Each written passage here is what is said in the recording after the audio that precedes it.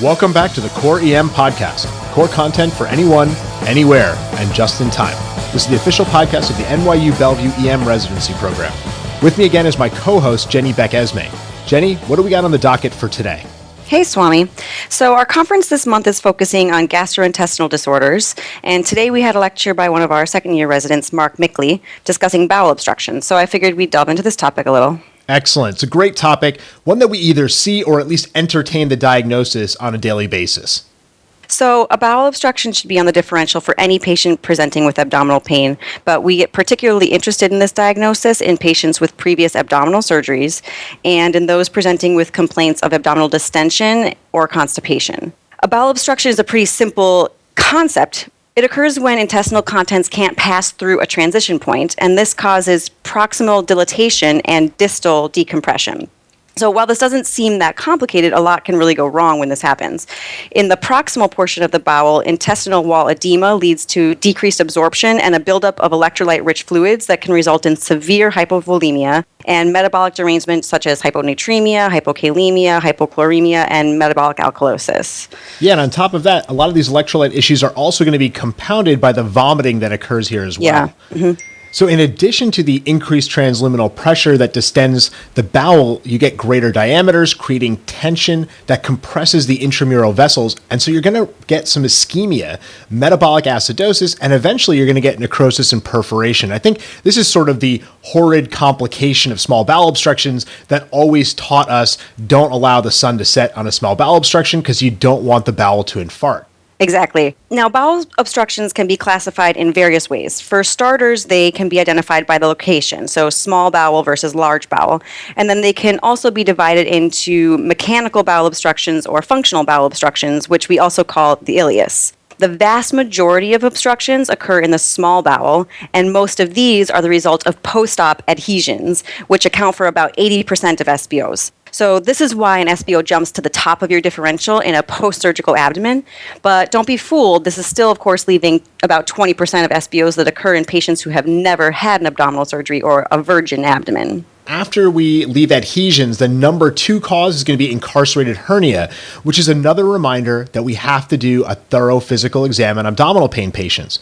We discussed this last week, talking about GU exams in patients with abdominal pain, and I think it needs to be re-stressed a bit here. Far too often, abdominal exams are performed in patients who still have their pants on, and that kind of limits assessment of the groin and the genital area where these hernias are going to live. Now, large bowel obstructions, they get a little less attention than the SBOs because, they don't happen that often. It's only about 20% of obstructions. In large bowel obstruction, cancer is the most common cause, and number 2 is diverticulitis. Okay, so now that we've reviewed what a bowel obstruction is, why it's bad, and what causes it, what do we need to know about managing these patients in the emergency department?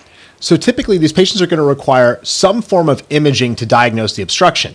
We have to evaluate them for possible underlying etiologies of the obstruction and look for a transition point. A series of abdominal x-rays, usually a pair of upright and flat plain films, can be a starting point for your imaging. An obstruction can be diagnosed on plain film if there are 2 or more dilated loops of bowel with air fluid levels. The problem with this test is that it's not very sensitive, i.e. you're going to miss a lot of obstructions with a plain film only approach. And it's not exactly 100% specific either. So the findings of SBO on a plain film may actually be the result of another diagnosis. We actually did a deep dive on this topic for EM Lyceum a bit back, and we'll link that post in the show notes. Another imaging modality that's gaining a lot of popularity right now is bedside ultrasound. When looking at the numbers in terms of sensitivity and specificity, ultrasound far outstrips the utility of abdominal x-ray for diagnosing SBO. There's a great video on performing a bedside sono for SBO on the website 5 Minute Sono, which we're going to link in the show notes as well. Right. Okay, so the most common study you're going to likely get when you're wanting to diagnose a bowel obstruction is, of course, the CT scan, as this is the current gold standard.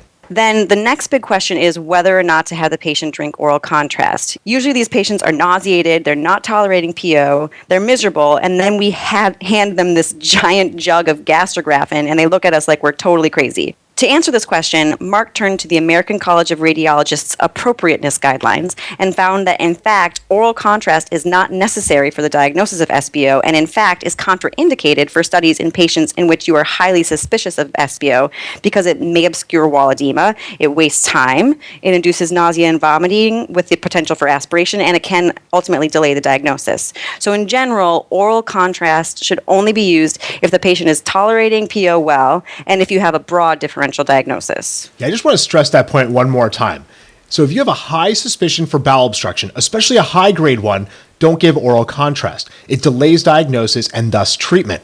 Also, let's remember these patients with high-grade SBO, they need to go to the operating room. So I don't think filling a patient pre-op with a liter of gastrografin makes sense because some poor anesthesiologist is going to need to intubate this guy. Now, if they've got that high-risk obstruction, they're high risk for vomiting and aspiration, and now they're going to vomit that entire liter onto the anesthesiologist, and then it's going to pour down into their lungs. So clearly, this doesn't make a lot of sense.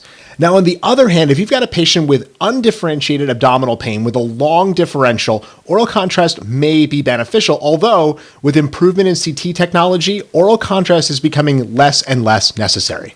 So after you've got your imaging and you've diagnosed the obstruction, the management is really pretty simple. The patient is made NPO, they're placed on IV fluids, and an NG tube is sometimes placed to wall suction. These patients then are usually admitted to surgery for further management. They may require operative treatment, like we said, if they have a mechanical obstruction that is not reversible or if there's evidence of strangulation or peritonitis. If not, they'll likely be managed conservatively with the NG tube until the obstruction resolves itself. Yeah, and often the NG tube itself won't be necessary, even though it's considered standard practice. A high-grade SBO or a patient with lots of vomiting, go ahead and drop the NG tube. It's clearly going to be necessary here. A partial SBO who's tolerating PO, I'm not sure there's much of a benefit. All right, Jenny, let's review those key take-home points one more time before we close up. Okay, to review, first, bowel obstructions can occur in the small or the large bowel. Most commonly, they occur in the small bowel and are the result of surgical adhesions, but don't forget they can happen in a virgin abdomen as well, so always keep this diagnosis in mind. Second, imaging options include X-ray, ultrasound, and the gold standard CAT scan. Remember, you don't have to force the patient to down the gastrografin if they aren't tolerating it. Just don't be that cruel. And last, treatment for us in the ED is NPO, IV fluids, potentially an NG tube, and definitely a surgery consult. Excellent. Well, that's all for the Core EM podcast this week. Head on over to the site at coreem.net, where we've got a ton of great core content EM. Coming up this week, on Wednesday, we're going to have a blog post on compartment syndrome, and on Thursday, a journal update on using ultrasound for fluid assessment. Don't forget to check us out on Facebook, follow us on Google+, and on Twitter, where our handle is @core_EM. Thanks, and see you next week.